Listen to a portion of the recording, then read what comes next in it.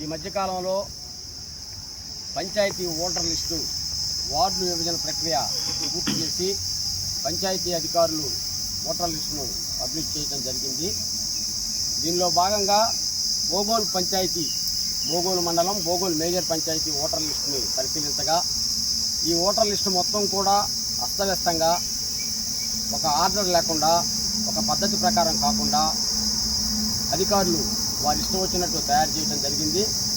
దీనివల్ల ఎవరైనా ఒక వార్డు మెంబర్గా పోటీ చేయాలనంటే పంచాయతీలోని 16 వార్డుల్లో ఓటర్లను కలవాల్సిన ఆవశ్యకత ఏర్పడింది.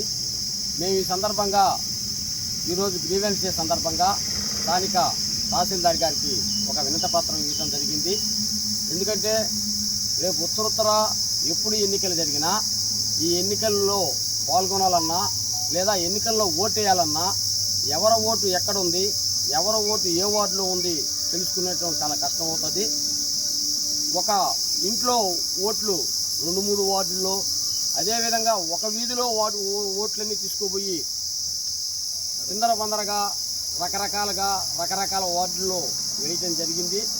కాబట్టి సంబంధిత అధికారులు ఎవరైతే ఉన్నారో, పంచాయతీ సెక్రటరీ అయితేనేమి, పంచాయతీ విస్తరణ అధికారి అయితేనేమి, డిఎల్పిఓ గారు అయితేనేమి, డిపిఓ గారు అయితేనేమి, వీటన్నిటి మీద దృష్టి పెట్టి బోగోలు మేజర్ పంచాయతీ ఓటర్ లిస్టులను మరొకసారి సవరణ చేసి దీన్ని ఒక ఆర్డర్లో పెట్టి తయారు చేయవలసిందిగా కోరుతూ తహసీల్దార్ గారికి అర్జీ ఇవ్వటం జరిగింది.